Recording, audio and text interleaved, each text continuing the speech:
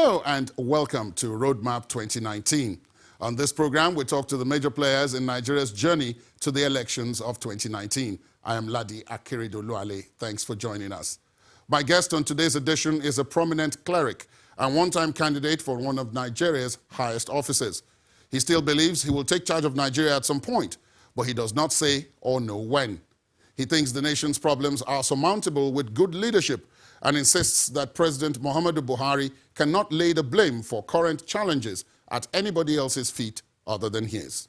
Now, please join us as we speak to President Buhari's running mate during the 2011 general election and head of the Latter-rain Assembly Church, Pastor Tunde Bakare.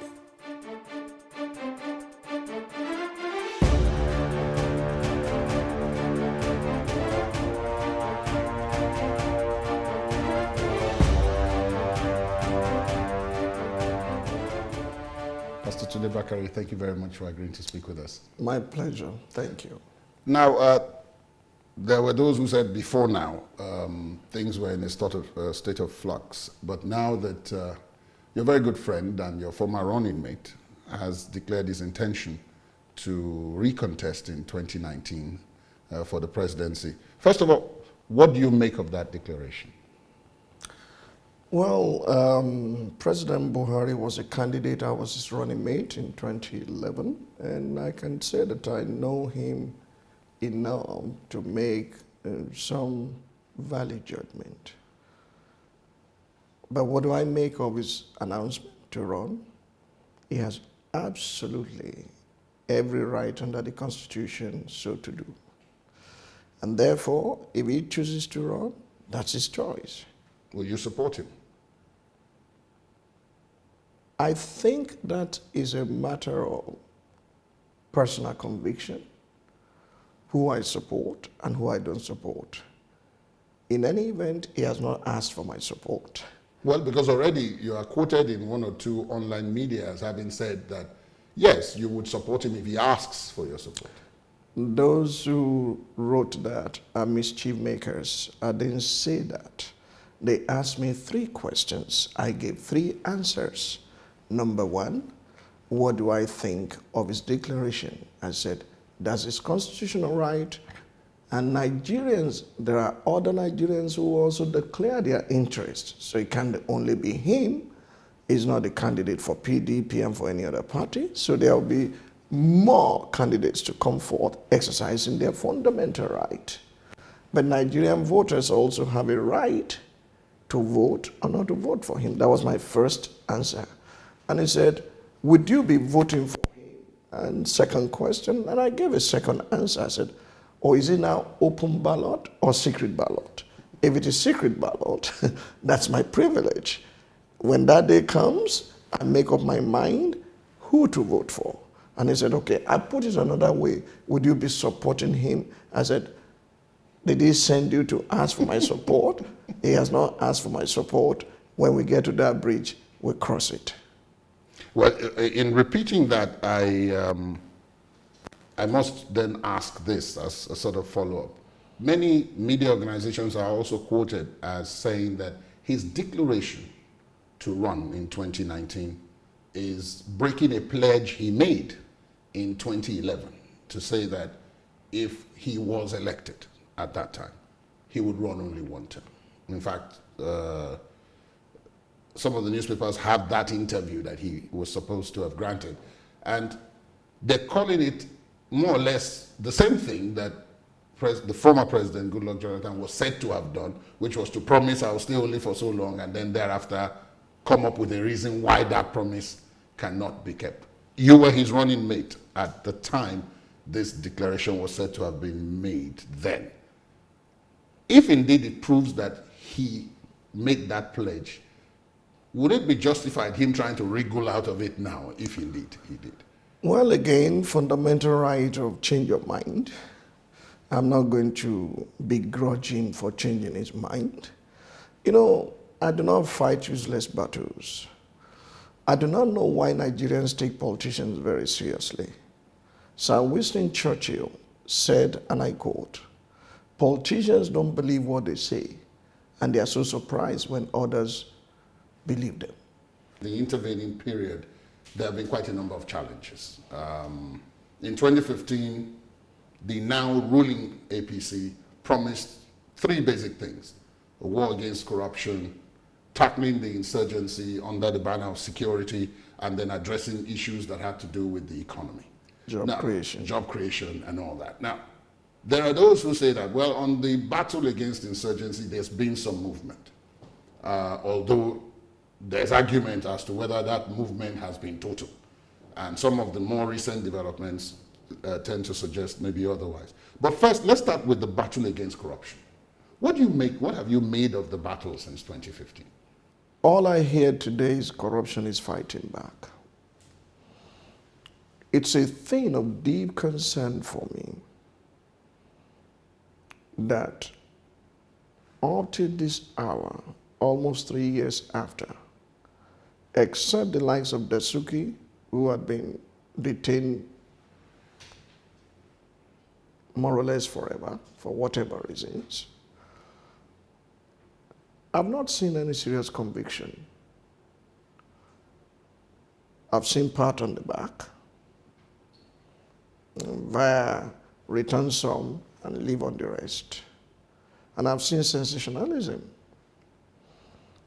And if we turn the searchlight into the body politic in Nigeria, it will now be absolutely out of place to say the synonym for politics in Nigeria is banditry, regardless of who is in power. Those who hear you say that would then ask the question, if you knew this, why did you go into it?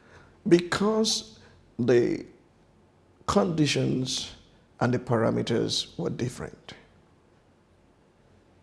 The parameters back then was Buhari was the only man standing in terms of integrity. And I know so many of my colleagues who said that. And that was why we reached out to him. Not for me to become his running mate, but for us to look for a suitable candidate, which we did. We will run with him, and then we can assemble the best of the North and the best of the South to steer the affairs of our nation. But when I saw string bedfellows coming together, I knew this kite will not fly so far, because you can see the brickbat between APC and PDP as to the list of those who are corrupt. PDP is saying, if you're looking for the corrupt, check in the APC. These are the people. They move from here to hide so that they will not be brought to book. And if you look at key governmental officials, some of them, not all of them, they make President Buhari look like he's in office, he's not in power. Okay, that's pledge number one. Now moving on to the security challenges. Of course, there are those who will argue that the security challenges have since ballooned, because when President Buhari was coming in, it was mainly about this insurgency in the northeast with Boko Haram and all of that, and the aftermath of the Chibok kidnap issue. But now you have Fulani versus farmers, Fulani herdsmen versus farmers. You have kidnappings here and there, armed robbery, secessionist tendencies as exemplified by IPOB and a number of other such groups, in addition to the insurgency. How far have they gone? Well, you know, first and foremost, we've turned security issues into matters that we politic about, not knowing that none of us is safe as long as these things are not tackled headlong. But leave that alone.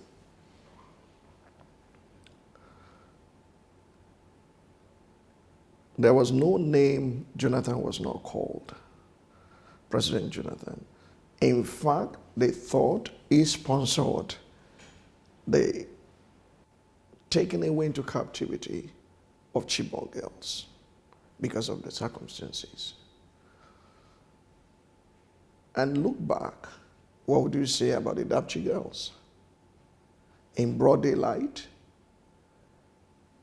if we did not even know about their being captured and being taken away, how about their return? How did they drive them back?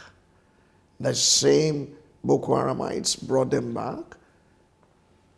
Look, something is wrong. There are too many questions to ask. It looks like this is now becoming a clever ploy to manipulate the polity in a particular way. That's what it seems to people.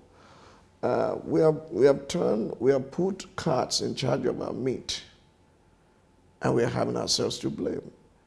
And by the time General T.Y. Danjuma spoke out, all hell broke loose without examining critically what he said. Now, after all the hula baloo, they are now setting up a committee within the army to investigate what he said. Now he resigned. He said, I don't want to be part of this. And that was unfortunate for me. Very unfortunate, because I know how President Buhari held him in very high esteem. I know also that General T.Y. Danjuma would do everything to protect the interests of President Buhari. But it appears now that things are falling apart and center cannot hold. Only true friends speak truth to their friends. And most times when they no longer listen in private, you have the right to make it public so that people know where you stand. Now, in keeping with that trend, two other people one would have felt were General Buhari's friends, and who, depending on where you stand, told him the truth more recently would be General Obasanjo and General Babangida. First, let me ask, what did you make of their interventions? It's because this argument you made, a number of people asked the question, but you have direct access to the president. You could have told him this. Secondly, you are members of the National Council of State. If you felt you had to make it formal in any setting, you could have done so in that setting. But they came public. They came out publicly. I will let every man give his own account of why he did this or is doing that. Because I'm not a mind reader.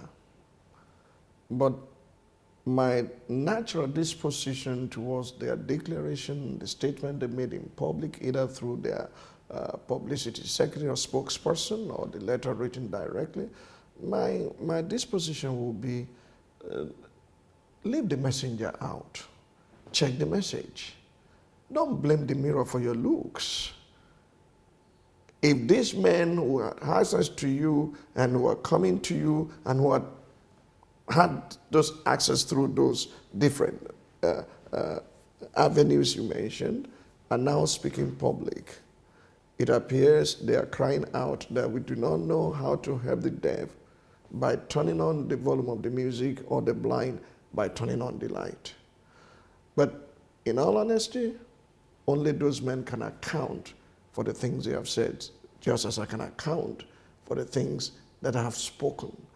I have nothing but tremendous respect for President Muhammadu Buhari.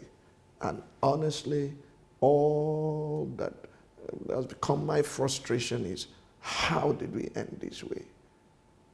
Did we just look for power's sake, or we had clear agendas of what we wanted to do to turn the situation around in this country? No one it has no one to blame. First, I held my peace because anyone can be ill. So at the time he was ill, we were praying for his speedy recovery, for God to have mercy upon us because of the disaster it could spell for the nation. Then he recovered, and many moves were made to see that things did not go this way. Whether or not those things will change, time will tell, because we cannot continue this way and expect a different result. But The argument again, I mean, if we are following that narrative, the argument again is that he's been seized by a group. I mean, even his wife has had cause to say this more than once, that he's been seized by a group of people who were not part of the original movement to put him in power. And that it is these people who, in fact, are giving the impression that even though General Buhari is in office, he is not actually the one who is governing Nigeria. They have various names, but the more popular one is that there's some cabal that has seized the president. Until more recently, Asiwaju Bola Tinubu and a host of others, even people like you, who were known to be part of the original CPC, as it was then known. Asiwaju was not in CPC. He was not, but he was in what was then known as ACN. Yes. Which was one of the groups that came with CPC to form what is now APC. Yes, I moved the motion for the merger. So, but that in the last 3 years, thereabouts, people like you have been more or less frozen out. I wouldn't say that, in fairness to President Buhari. I would not say frozen out, because they say it in Yoruba, where someone is not, God is there. There was no time in the past 3 years that I indicated I would like to see him, that it did not create space for me to see him, whether within the country or even outside of the country when he was ill. That would be an unfair statement. And frozen out will not be the word. As to the cabal, some of these things are imaginary. That would be my thought. Because the Buhari I know is a person who makes up his mind to act in a particular way when he chooses to. And he's also a person who weighs things. You might judge him that he's slow at making a decision, and that leadership requires some firmness and promptness. But the power he has at his disposal, whether he has used them rightly or at the appropriate time, or he has, instead of being proactive, he has been reactionary, this would be a different subject matter. But if a 70-something-year-old man is saying there are people that are teleguiding me, and there are people who are, he will have himself to blame at the end of the day, because nobody voted for the cabal and nobody trusted the cabal. So if you allow the cabal to make a mess of his administration and his government, at the end of the day, the buck hangs on his table. And what you are hearing me say now, by the grace of God, we have said it privately. I do not know who that strong cabal is, except, of course, you believe that there are people who use some other diabolic powers like voodoo to stage manage and tamper with the minds of people. When he was ill, yes, anybody could be not firm. My mother is 108 years old. She's not as dynamic as she used to be. And as she was now getting to the sunset years, you could see that other than hello, how are you, amen, there were a few words. But it's since bounced back. It's been going around. If someone truly has the interest of this nation in his heart, like he has claimed a number of times, then some of the misgivings should have been corrected. Look at how long it took to remove his secretary to the federal government. Look at, under his watch, how DSS and EFCC are more or less having a street fight. Look at how he submitted the name of a man to the Senate to be confirmed, and how DSS wrote against it. Those are issues I can't understand. If there's any cabal there, then he has lost his power. Because these are so practical things that, between the cup and the sieve and the leaves, there are too many sieves. Now, it's some of the things that you've mentioned that make people say that.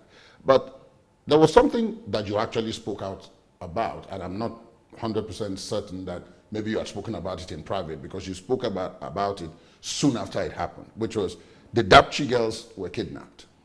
Questions were still being asked as to how we allowed this happen again and under what circumstances, how could we get them free.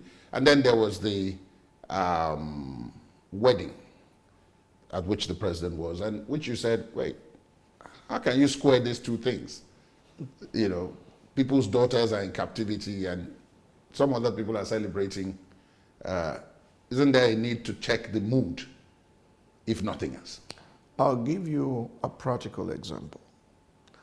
Maybe I assumed that other people are like me, or I expect a standard practice that this is what is acceptable in society. Because I had since been spoken to that the dates for the wedding had been long fixed. Mr. President had been spoken to as the one that would give the either the daughter out.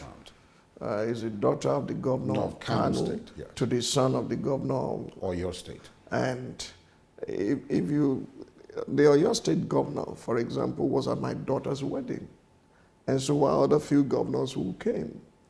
I didn't go to that wedding because I wasn't aware of it to start with. But the issue is, my second daughter was about getting married, and my friend's wife died and was to be buried on a Thursday. This, my friend's wife that died, was the one that proposed, that did the cutting of cake for my first wedding, my first daughter's wedding. Her husband, herself, we came from way back from secondary school. I postponed my daughter's wedding. So I will not be able to go and dance 2 days after we bury one who had become like my sister. Now that's what I think society is about. You must learn to mourn with those who mourn and rejoice with those who rejoice. It wasn't the wedding taking place that was my issue. It wasn't the president attending the wedding that was my issue. It was a fanfare on the page. No pressmen were allowed at my daughter's wedding, deliberately, because it's a private thing. On the pages of newspaper, on television, everywhere, when other people's children are in captivity, and their daughters also, I felt, wait a minute, something is going wrong. It's either these people are drunk with power, or they are no longer sensitive to the environment or to the society they are presiding over. I admit that the wedding had been fixed. It is the fanfare and the style, the outlandish style that I felt was out of place. They could have done the same wedding and said no cameras allowed. Even if you are spending as much money as you want to spend, it's your private money. Nobody should judge you for that. But you should be sensitive to the mood of the nation. That was my issue. Now, there are those who are fed up. They say they are fed up with what appears to be... What did they eat? Who fed them? They're fed up with the political situation as it stands and the seeming alignment of essentially two parties. If you're not in the APC, then you are in the PDP. Even though there are some 60 plus other registered political parties, and with what the INEC chairman talks about, there may in fact be more in the run-up to the elections themselves. And they're talking of a third force. General Obasanjo, through some of his people, has floated the Coalition of Nigeria movement. Then there is the Social Democratic Party, and then there is actually the Nigeria Intervention Movement with Olisa Agbakoba and Butomi and a number of others. Now, first, do you agree that we should actually be looking at a third option at this point? Well, a multi-party democracy usually is a good thing for the stability of any polity, Nigeria inclusive. In America today, you talk about the Democrats and the Republicans. In Britain, the Conservative and the Labour Party. Those are dominant parties. But all those countries still have other parties. If we're a very serious nation, and we're serious about serving our people, not just getting power for self, but for service, nothing stops a political party to be floated just for the purpose of a local government election. That, okay, we want to dominate this area because we want to serve our people. However, let me come to your main question. Most of those political parties are nothing but paper tigers. They're registered by those in PDP and APC. That's the truth. And you'll find out that there are those who sponsor some of these parties who are also in other parties. In case they do not get ticket here, they can go here.